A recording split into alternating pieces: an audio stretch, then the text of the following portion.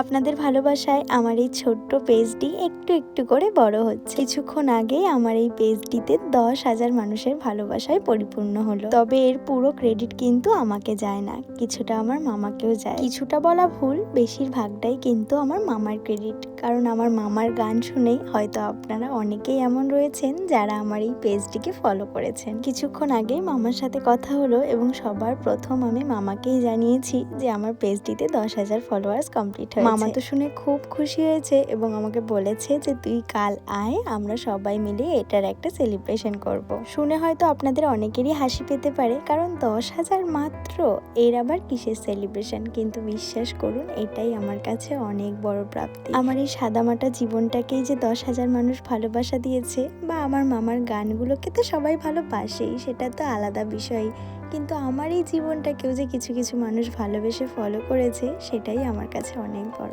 আগেই আমি সকলের কাছে ক্ষমা চেয়ে নিচ্ছি, তার কারণ আজকের ভিডিওটা কিন্তু দেখে আধখাপচা মনে হতে পারে। তার কারণ আমার ফোনের স্টোরেজ ফুল হয়ে গেছিলো, আমি আর কোনো ভিডিও নিতে পারিনি। ভেবেছিলাম আমার ঘরটা একটু ডিপ ক্লিন করবো, আর করেওছি।